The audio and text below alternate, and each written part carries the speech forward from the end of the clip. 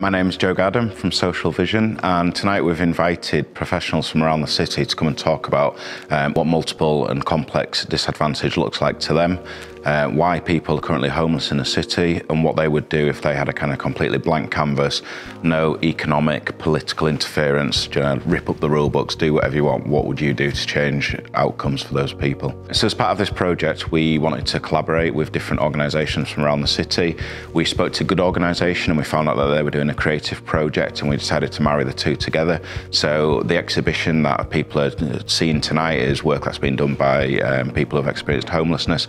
And what we wanted to do was create some creativity, but also allow people, we wanted to spark some interest and kind of spark some conversation. So we've got people here tonight with lived experience who are actually talking through their work and what it means to them. At the end of the day, the people who have experienced homelessness are just humans. They're intelligent humans, they're humans that have a lot to say, a lot of compassion, a lot of empathy, because they've been through things that possibly most people cannot imagine. And they're here and they've put their hearts really onto these posters to give you a message about wanting to be accepted, really. Because to learn about homelessness, if you haven't ever experienced it before, in any sense of the word, we firstly need to listen to people who have experienced homelessness. The other key thing to us is that everybody intermingles, and there's no obvious people with lived experience, and we wanted to kind of make sure that we're not professionals over here and people with lived experience over here. We want everybody in the same room together, exploring, debating, sometimes disagreeing on what the right outcomes are for people with multiple and complex disadvantage. Why do you feel there is homelessness in York? As we know, anybody can be homeless. Everybody has different circumstances. Everybody's different. One thing that crops to mind could be a relationship breakup. It could be that someone lives with someone and then that the relationship breaks up and they don't have anywhere to go. It could be that someone's got an addiction and it's just meant that they haven't been able, which is an illness as we know, that has meant that they can't do their job anymore and then they haven't been able to pay for their flat. These are just two reasons of vast melting pot of reasons, I think.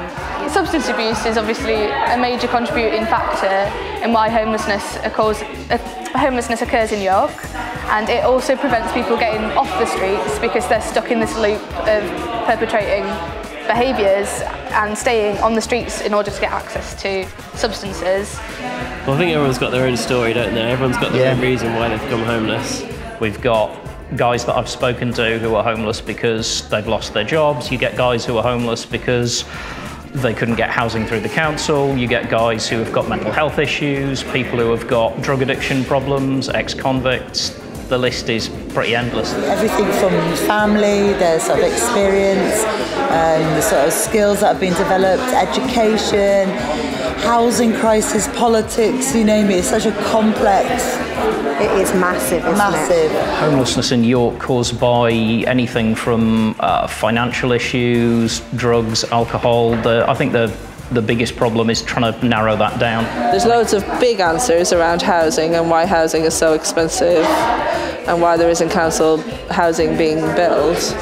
And then there's loads of individual answers about the support that people need with mental health and substance misuse and probation and things like that. So there isn't really a simple answer to that question. There's a whole host of reasons that people find themselves in a position where they don't have their own homes, and it ends up in this vicious cycle that people really struggle to break, and there's not the support there to help break those cycles and get people back integrated into wider society. There's no help out there now. You think the system's going to help you, but it's not. I agree with all that, but also the lack of housing stock in York. I mean, not just York, but right through the country. The lack of housing stock and the inability of the councils to be able to purchase and build new properties. York's a big tourist place, it's all glitz and glamour, and there's actually people who support that tourist industry who are probably living in cars or living on people's sofas. York's a really expensive place. A lot of people find themselves hard up money-wise. If you get into debt or financial difficulty, it's hard to then find accommodation. High rents and low wages. Yeah, basically it is really. And I think that the housing crisis, that they're far too expensive. I mean, we've got flats on flats, but people are buying them and living in London, not in York. So many empty places. Oh, there's loads. Or holiday lets. So they're making money. They're making, and the people who service them. That's right. And the rents are far too much. I certainly think the housing's a big part of it, because often is the case that people just can't find the kind of housing to keep it going, and if something happens while they're already in a tenancy and then they lose that, then it can be really hard to kind of get back onto that ladder and find somewhere to live. So I think that's probably the main cause is just the difficulty in finding housing and kind of maintaining a tenancy if it kind of all goes a bit south. We're all one paycheck away from being homeless. I think 0-hour contracts should be banned, because that's obviously you're working and then you know you're not going to work, so you're not getting the hours in a week. And I think mental health needs to be one of the biggest factors at the moment. Well, suffering poor mental health, we've experienced people that, suffer poor mental health or maybe experiencing autism, where they haven't got the coping mechanisms to feel included in society. Sometimes there's a breakdown there. And I think a lot of people have a lot going on in their lives. Mental health can be bad. I've struggled with that, and then if that's going on, it can be hard to maintain the other things. Sometimes lack of mental health provision can make things worse. Yeah, certainly I hear from a lot of people that I work with that mental health is a real struggle in terms of them finding some support around that area, and that's kind of led them to the place where they're at, because they just can't get that support that they need to kind of bring them out of that place of being homeless and kind of the effect their mental health has on that. Some of the people who have got somewhere to live, but there's no mental health backup. No. So I know quite a few homeless people who have been put into the store, but they've got no, how you put it, everyday life, so they end up coming back on the streets and begging because they want to have that fix, or they want a drink, or just a little bit of money to treat themselves with, but they've got somewhere to live, but it's not ideal. And if they're lonely and isolated and have no support from anybody, it can be really hard to kind of get off that place and move to somewhere more positive. Yeah, definitely. I think that community is a big part of homelessness in York. In York, particularly, I think we don't have many, we have a lot of services working hard, but people might end up on the streets because places are quite full, to the brims, like hostels and things like this, so that might take them to the streets. But homeless could be sofa surfing, which, quite a lot of people have experienced. I don't think they really realise that is being homeless. If you don't have your own home or live somewhere, no fixed abode, I guess. And if you've been on the streets a very long time, it's very difficult to get back into society. Yeah. And I think, I think we need to be a bit more lenient with them, because it's a huge thing to be on the streets for 10 years, to expect somebody to live in a room, in a bed.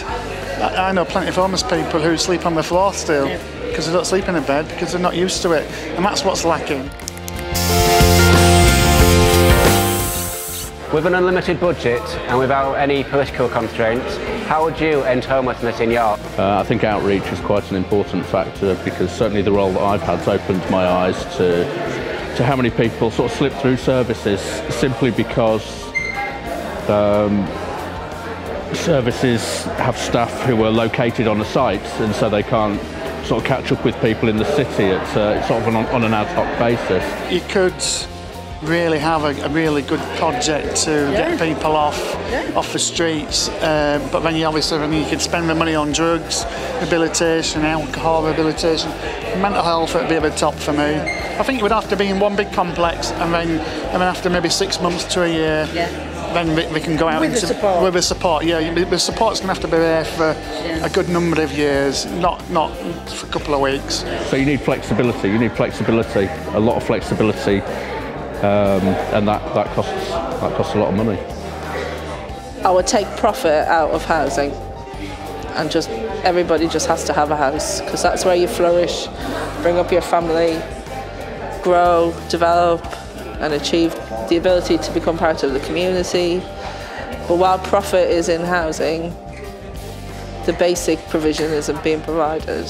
Guarantee that everyone in this country receives a minimum amount of money a year that will make sure they can have a home, feed themselves, and let the rest of their lives build from that. It's a model that's been tried in different places around the world. It's a model that's proven to be viable, and we're in a first world country where we have the luxury of being able to do it.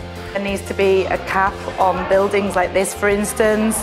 There needs to be people realising that buildings need to be used to house people, whether it's temporarily or permanently. There needs to be more affordable housing and more social housing. Anybody can get a home, but actually keeping that home is very hard, even for people who are working. So I think it would have to be a complex.